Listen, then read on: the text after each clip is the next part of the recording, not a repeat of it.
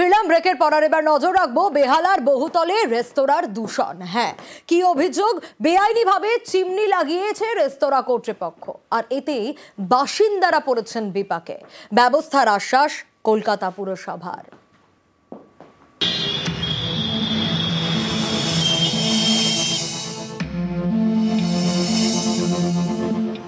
ছাদে রেস্তোরাঁর চিমনি, সারাদিন আওয়াজ, ধোঁয়া। অভিযোগ এতেই অতিষ্ঠ এই বহুতলের বাসিন্দারা।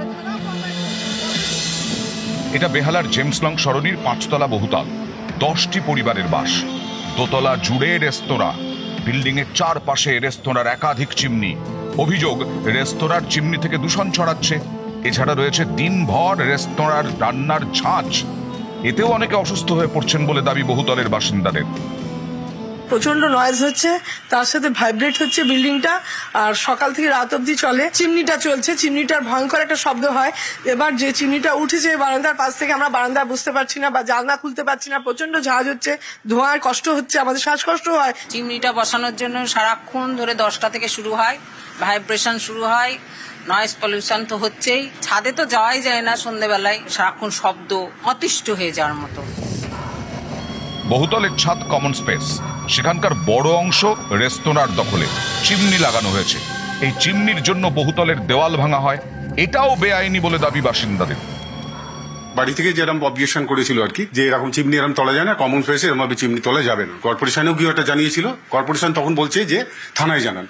থানায় যখন গেছে, থানা তখন বলছে কর্পোরেশনকে জানায়। মানে কেউ কিছু লিখিত অভিযোগ কিছু নিচ্ছে না। ঠাকুরবাবু থানা থেকে পুলিশ নিয়ে এসে জোর জবরদস্তি, মানে বিশাল ফোর্স নিয়ে এসে সিঁড়ি দিয়ে একদম চিমনি ওপরে তুলে জোর জবরদস্তি ওনারা চিমনিটাকে বসিয়ে দেওয়া। বহুতলের বাণিজ্যিক অংশের মালিক আকাশ মিত্তাল, তার থেকে ভাড়া নিয়ে রেস্তোরাঁ চালাচ্ছেন এক ব্যবসায়ী। As per legally, both the property of ground floor and the first floor is a commercial property. The chimney is also mentioned in the CC plan, and it is registered as a restaurant. So all compliances were up to the mark. There were no problem at all. People from different portions of the municipality came down to the restaurant and checked the papers. Everything was up to the mark. কর্পোরেশনের দিক থেকে আমরা enquiry করেছি, সেখান থেকে কোথাও কোনো ত্রুটি বিচ্যুতি নেই। ওনারা কমার্শিয়ালি সব কিছু করেছে। যিনি ল্যান্ডলেডি ছিলেন আগে, তার সাথে এই রেস্টুরেন্টের অ্যাকচুয়াল মালিক, রেস্টুরেন্টটা একজন ভাড়া নিয়ে করছে, তাকে যারা ভাড়া দিচ্ছে তাদের সাথে মিস্টার মিত্তাল বা কিছু নাম। ল্যান্ডলেডি মনে হয় নিজে মেনটেনেন্স দেয় না, আর উনিও সেই হিসাবপত্র চেয়েছিলেন। আমাদের এখানে কিছু করার নেই, কেননা কে মেনটেনেন্স দেবে, কে দেবে না, কে বেশি দেবে কি কম দেবে, আমরা কর্পোরেশন থেকে বলতে পারি না। এটা ওনাদের সমস্যা, ওনাদেরই মেটাতে হবে। এই বিল্ডিং এর ক্ষেত্রে আমরা যে ছবি দেখতে পাচ্ছি, ছাদের একটা বড় অংশ এইভাবেই এনক্রোচড। এইভাবে চিমনির জন্য, যেখানে প্রত্যেক আবাসিক এই বিল্ডিংয়ে যারা যারা থাকেন তারা স্পষ্টতই বলছেন এই চিমনিগুলো বানানোর ক্ষেত্রে কোনো রকম পারমিশন বাকি রেসিডেন্টদের থেকে নেওয়া হয়নি। এই বিল্ডিংয়ের ছাদের উপরের অংশে কখনো ট্যাঙ্ক, কখনো এক একটি করে এনক্রোচমেন্টের মতো এক একটি বড় বড় করে জায়গা। এই কারণে কিন্তু ছাদের জায়গা, সেই জায়গাটাও আস্তে আস্তে হারাচ্ছেন এই বিল্ডিংয়ের আবাসিকরা। ক্যামেরায় মনোজ কুমারের সঙ্গে সান্নিক ঘোষ, নিউজ 18 বাংলা, কলকাতা। মহেশতলার দিকে নজর রাখবো, কারণ মহেশতলায় বেআইনি নির্মাণ রুখল প্রশাসন। নিকাশি খালের উপর বেআইনি নির্মাণ, অভিযোগ এমনটাই। আর বেআইনি নির্মাণের জেরে স্বাভাবিকভাবেই নিকাশির ক্ষেত্রে সমস্যা দেখা দিচ্ছে। আরো বিস্তারিত এই বিষয়ে জানাতে পারবে সমীর, রয়েছে আমার সঙ্গে। সমীর, কতদিন ধরে এই বেআইনি নির্মাণ চলছিল, কি কারণ অবশেষে প্রশাসনের তরফ থেকে রুখে দেওয়া হলো এই বেআইনি নির্মাণ? দেখা শুনি, এই দক্ষিণ 24 পরগনা মহেশতলা পৌরসভার 18 নম্বর ওয়ার্ডে বাগাপাড়ায় এই এলাকায় দীর্ঘদিন ধরে এই যে নয়নজলি খাল ভরে এখানে বেআইনি নির্মাণ হচ্ছে এবং বহুদিন সবাই জানে, কিন্তু কোনোভাবে পুরা হচ্ছে না। এবং এই যে খাল ভর্তি করে যে বাড়ি হচ্ছে, ব্রিজ তৈরি করছে, তার পাশাপাশি তো অন্য জায়গায় জলমগ্ন হয়ে যাচ্ছে। এই নিয়ে বহুবার, এটা নিয়ে অনেকবার অনেকেই বলেছে। তারপরে কাল যখন এর ওপরেই একটা প্রদীপ কুমার সাউ বলে একটি যুবক, সে তার ওপরে একটা বাড়িতে যাবার জন্য একটি সাঁকো তৈরি করছিল, বড় সাঁকো। সেই সাঁকোর ওপর দিয়ে তখন স্থানীয়রা বলে এই ঘটনা, এই জল উঠে যাচ্ছে, সাঁকো বন্ধ হয়ে যাচ্ছে, রাস্তা খারাপ হয়ে যাচ্ছে, তার জন্য এই সাঁকো, এবং এই সাঁকোটা সঙ্গে সঙ্গে স্থানীয়রা বন্ধ করে। তারপরে ঘটনাস্থলে 18 নম্বর ওয়ার্ডের কাউন্সিলর নিজে আসে নিয়ে এসে বন্ধ করার পরে ঘটনাস্থলে পুলিশও, মহেশতলা থানা আচ্ছা। পুলিশও এসে বন্ধ করে। এই 17 থেকে 16, 18, এই 19 এই সব ওয়ার্ডগুলো নিকাশি নালা পরিষ্কার করার জন্য তৎপরতা হয়েছে ওখানকার 17 নম্বর ওয়ার্ডের কাউন্সিলর নিজেই।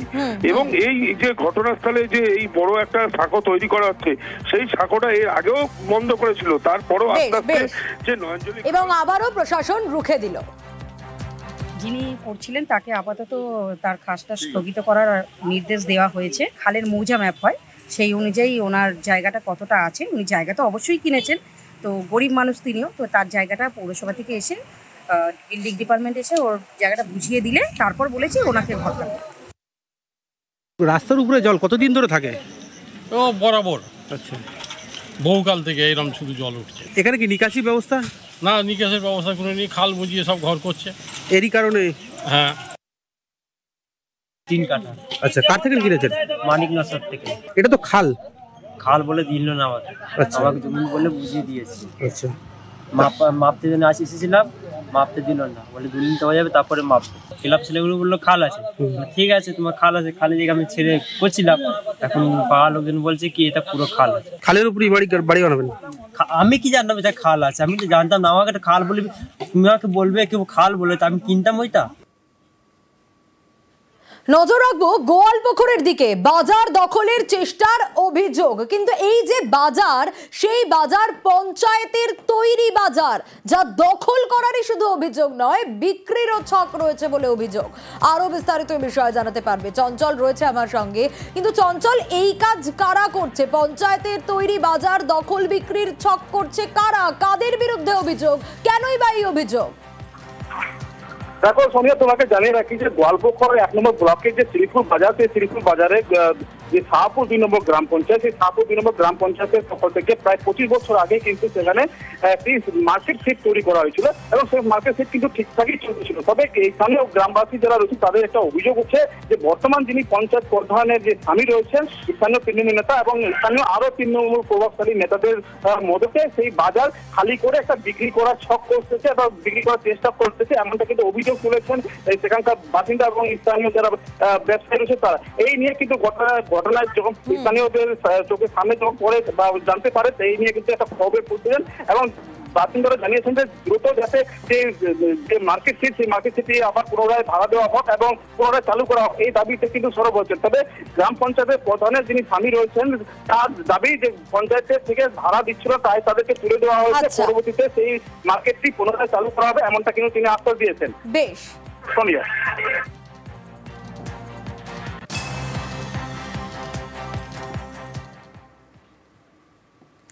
ফাঁসি দেওয়ায় দিনে দুপুরে মহানন্দার চর চুরি, শুধু চুরি নয়, তারপর সেই জমি বিক্রির ছক। চাঞ্চল্যকর অভিযোগ জমি মাফিয়ার বিরুদ্ধে। সরকারি জমি উদ্ধারের দাবিতে সরব নদী পাড়ের বাসিন্দারা।